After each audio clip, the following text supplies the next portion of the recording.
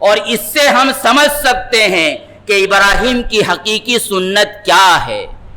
ابراہیم کی حقیقی سنت یہ قربانی کرنا نہیں ہے جو جانور کی شکل میں اور اس کے گلے پر چھری پھیر کر اللہ کے واسطے ہم اس کا خون بہا دیتے ہیں، بلکہ ابراہیم کی سنت کے پیچھے جو راز ہے اور ابراہیم کے مقام کے پیچھے جو بنیاد ہے وہ ان کی یہ دو بنیادی خصوصیت ہے جو بیان کی گئی۔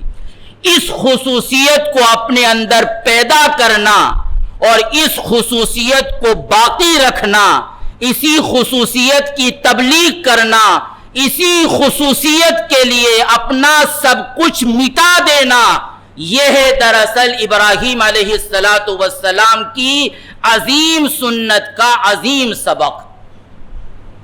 اور دوستو، جس دور سے ہم گزر رہے ہیں اس دور میں ابراہیم علیہ السلام کے اس عظیم سبق کو دوبارہ یاد کرنے، دوبارہ اپنانے اور اختیار کرنے کی انتہائی سخت ضرورت ہے۔ حکومت آئے دن مختلف قوانین بناتی رہتی ہے، اور اگر ہم غور کریں، جائزہ لیں تو ان تمام قوانین کے پیچھے مسلمانوں کو ٹارگیٹ کرنا ہوتا ہے۔ اب حکومت ایک کمپین چلا رہی ہے اور وہ یہ ہے کہ اس ملک میں کامن سول کوڈ نافذ کیا جائے، یونیفارم سول کوڈ بھی جس کو کہا جاتا ہے، کامن سول کوڈ بھی جس کو کہا جاتا ہے، اب حکومت یہ اس ملک میں نافذ کرنے جا رہی۔ اور اس کا کیا مطلب ہے؟ بہت مختصر وقت میں اور آسان لفظوں میں ہم سمجھنا چاہیں تو یہ ہے کہ جو ہمارے اس ملک کا دستور ہے، آئین ہے، سنویدھان ہے، اس کے بنیادی طور پر دو حصے ہیں۔ ایک حصہ تو وہ ہے جو اساسی خطوط، رہنما خطوط کہلاتا ہے، یعنی ڈائریکشن، یعنی جس میں حکومت کو مشورے دیے جاتے ہیں کہ تمہیں اس طرح قوانین بنانا جانا، ڈائریکشن پرنسپل جس کو کہتے ہیں۔ اس میں دفعہ نمبر 44 یہ ہے کہ حکومت بدستور اس بات کی کوشش کرے گی کہ پورے ملک کا قانون یکساں ہو۔ اور دوسرا حصہ حکومت ہند کا، دستور ہند کا، وہ ہے فنڈامنٹل رائٹس، یعنی انسان کے بنیادی حقوق۔ تو اس میں اس ملک میں رہنے والوں کو کیا کیا حقوق حاصل ہوں گے اور کس طرح ان کے معاملے میں فیصلے کیے جائیں گے، تو اس میں جو آرٹیکل نمبر 25 ہے تو اس میں ہر ملک کے شہری کو اپنے مذہب پر عمل کرنے کی مکمل آزادی حاصل ہے۔ اور دو طرح کے قوانین ملک میں چلتے ہیں۔ ایک قانون تو وہ ہے کہ جس کا تعلق ہے کرمنل سے، یعنی انسان کوئی جرم کرتا ہے، چوری کرتا ہے، لوٹ مار کرتا ہے، فساد پھیلاتا ہے، امن کو غارت کرنے کی کوشش کرتا ہے، ریپ کرتا ہے، چوری کرتا ہے وغیرہ، تو یہ قانون تو تمام لوگوں کے لیے یکساں ہے، مسلمان ہو، ہندو ہو، پارسی ہو، سکھ ہو، عیسائی ہو، بدھسٹ ہو، جو بھی ہو۔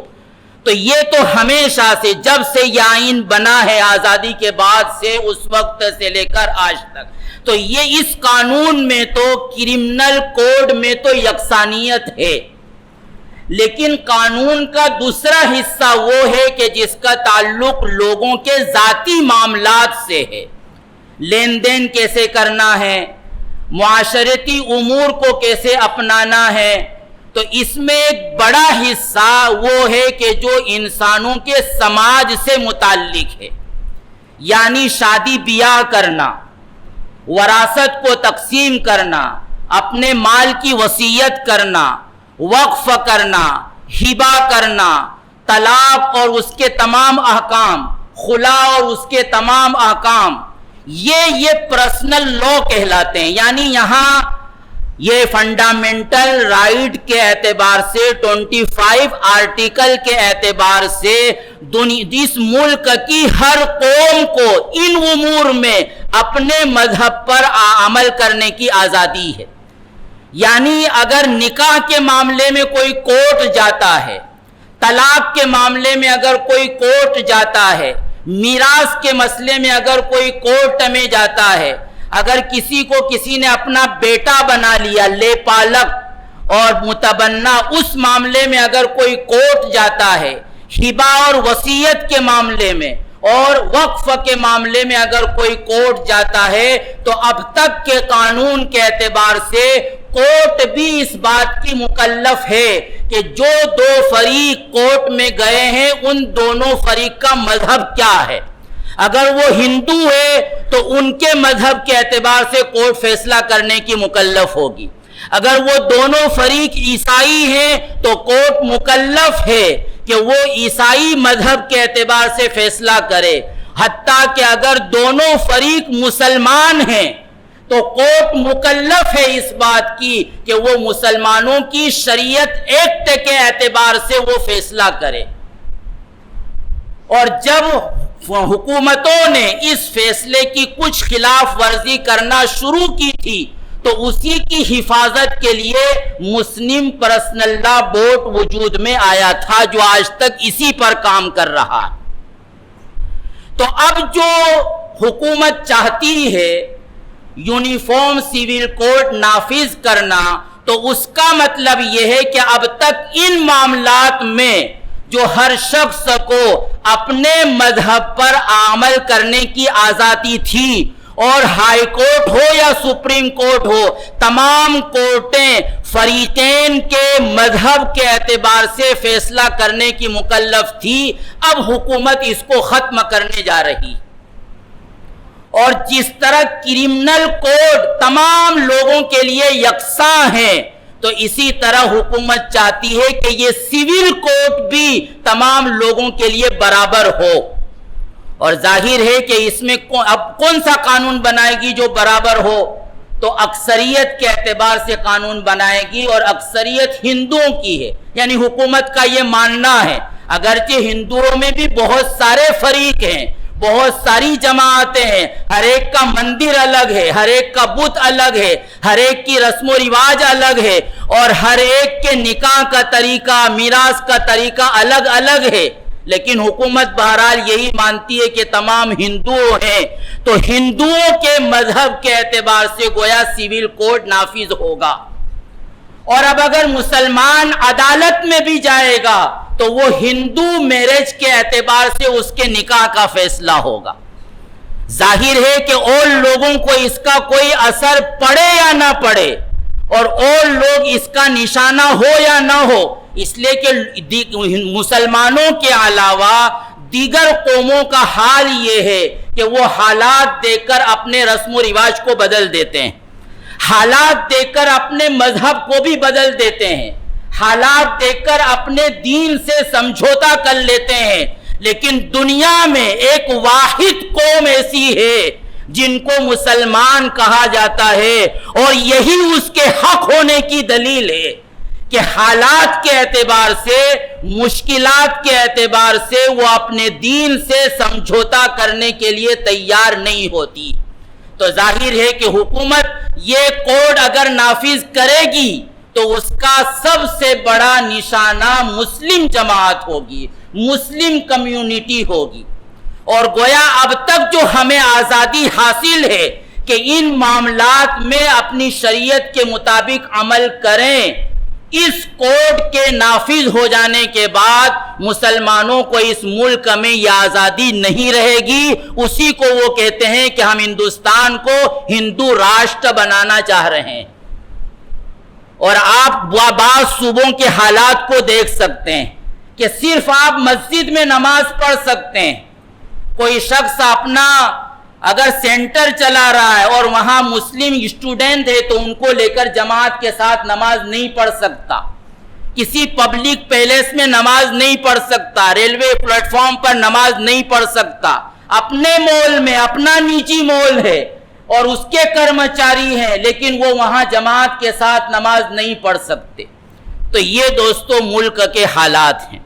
تو ان حالات میں ایک تو ہمیں ظاہر ہے کہ اگر ہم اپنی شریعت پر عمل کرنے والے بن جائیں تو خدا کی قسم ہمیں اپنی شریعت پر عمل کرنے سے کوئی نہیں روک سکتا، لیکن ہمارا معاملہ اگر ڈھیلا ہو تو پھر ظاہر ہے کہ جو چاہے ہم کو شکار کر لے، جو چاہے ہم کو اپنے مذہب میں تبدیل کر لے۔ تو ابراہیم کی سنت سے جو ہمیں سب سے پہلا سبق ملتا ہے وہ یہ ہے کہ ابراہیم نے اللہ کے دین کے مقابلے میں کبھی کسی سے سمجھوتا نہیں کیا ہے۔ اپنوں کو چھوڑنا پڑا، چھوڑ دیا، قوم کو چھوڑنا پڑا، چھوڑ دیا، حکومت وقت سے ٹکر لینا پڑی، اس کے لیے بھی تیار ہو گئے، لیکن دین کے معاملے میں، اللہ کی وحدانیت کے معاملے میں اور شریعت کے معاملے میں انہوں نے کبھی سمجھوتا نہیں کیا۔ تو اس لیے اگر ہم امت مسلمہ، ہندوستان کے مسلمان اس بات کو ٹھان لیتے ہیں کہ ہمیں اپنی شریعت پر عمل کرنا ہے، نکاح کے معاملے میں، میراث کے معاملے میں، وصیتوں کے معاملے میں، طلاق و خلا کے معاملے میں، وقف اور ہبہ کے معاملے میں، یہ پرسنل لا کہلاتے ہیں، ہر قوم کے اس میں الگ الگ۔ تو ان معاملات میں اگر ہم عمل کر لیں تو ظاہر ہے کہ دوسرا ہمیں کوئی نہیں روک سکتا۔ اور ایک قانونی اعتبار سے کمیشن لا نے خود عوام کی رائے مانگی ہے کہ یہ کوڈ ملک میں نافذ ہونا چاہیے یا نہیں۔ تو مسلمان میں سے ہر مسلمان کا یہ فریضہ ہے، اگر وہ مسلمان ہے، کہ وہ حکومت کو اپنا احتجاج درج کرائے کہ ہم اس کو ریجیکٹ کرتے ہیں۔